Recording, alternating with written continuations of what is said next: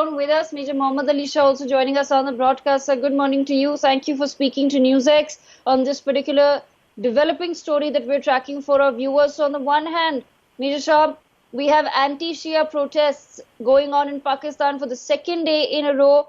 And we also have the Pakistani government going ahead and making an arrest of a Pakistani journalist who criticized the Pakistani army and the Pakistani administration and, exposed their double standard as far as the protection of minorities is concerned in Pakistan. See, Pakistan, basically, we have to understand it's a very bigoted society. I mean, irrespective of Hindu, Muslim, wherever there are minorities in Pakistan, they are always suppressed. I can give you an example of a cricketer, Danish Kaneria, whose uncle was the wicket keeper in Imran Khan's time and he was the captain.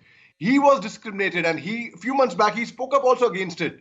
So when he could be discriminated about Shia, it's a very far-fetched thing. They obviously are discriminated in Pakistan, and it's ridiculous. It's a shame on a nation where they discriminate amongst their own citizens and based on it is very bigoted. They just don't really listen. And over there's military rule. Anyone who dares to raise voice against the army over there would be behind bars straight away. They will be held to pay for that person. So Pakistan, I think, if they are heading for the doom and they are asking for trouble on their own, uninvited trouble. I mean, where have you ever seen small children in school getting massacred in any other nation apart from Pakistan? Have you ever seen a nation which refuses to acknowledge its soldiers' sacrifice apart from Pakistan? Have you ever seen any nation trying to take advantage of a fact where he has nothing to gain, mind you? But the other nation has something to lose. So who will poke his nose? Pakistan once again. So I think everything, like for example in Canada, what's happening? When we banned the Khalistan outfit over there, their leader was arrested, their property sealed. But Pakistan once again has a major role to play over there. So I am not really surprised by what is happening in Pakistan right now. It is a nation which is heading for its own doom. They are digging their own grave with all this. Absolutely. But at the same time, Major Shah, we are now expecting that Pakistani, Prime Minister Imran Khan will come out, their DGISPR will come out and put out some sort of random tweets about India and the status of minorities in India and how, India is inflicting atrocities on Kashmir, etc., etc. They continue to be obsessed with us, and somewhere we are failing to send out this message to the world that look at this. This is the reality of Pakistan. You have a prescribed terror outfit that is conducting anti-Shia protests, and you have journalists who are being abducted, human rights activists who are coming out and speaking out against Pakistan, but there's really no word on what action can be taken. Exactly. You said it bang on. The thing is, there is a saying, let the dogs bark, let the beast sting. So, whatever's happening in India is our internal matter. Imran Khan has no business to tweet what he wants, and he can go and take a hike. He can go climb a tree. He can tweet what he wants to. Let me tell you one thing. The best country for minorities is India. Coming from the minority sector itself, I can tell you that what we can do in India as minorities, you cannot do as any minority in any other country.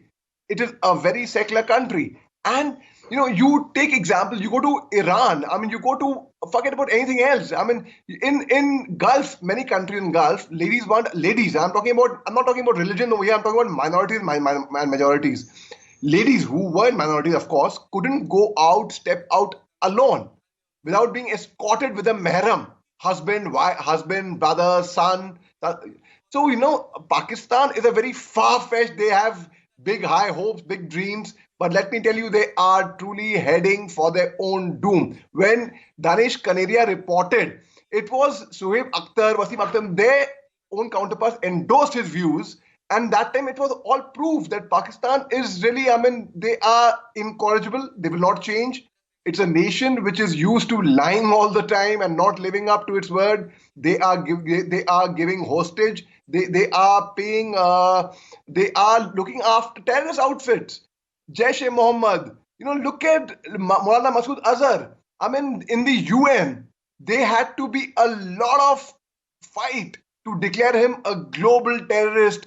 China put its foot down on 9th March 2019, but however, it took them so many months to finally prove him to be a global terrorist. There have been red corner notices, Interpol notices, but yet this nation will never, I don't think, I mean, there is any point in going on having any talks with them for anything else, because this nation has proved it time and over again. A nation which doesn't have unity amongst itself internally, what can you expect from it from outside? There is something which is taught to a lot of people in schools. Love yourself first, only then the world will love you. I don't think this nation loves its own self. It's proving it with its internal conflicts. How will the other people come in support of them and let Mr. Khan tweet what he wants? We know as a nation what we are and how united we are. We are a salad bowl nation, not a melting pot. Which means in a salad bowl you can distinguish between a cucumber, a potato, a carrot. In a melting pot, what happens? Though you all would be together, but yet not together. It will be very subdivided. And we will always stand strong as a nation. Absolutely, absolutely. So you've summarized that really well for us. But on that note,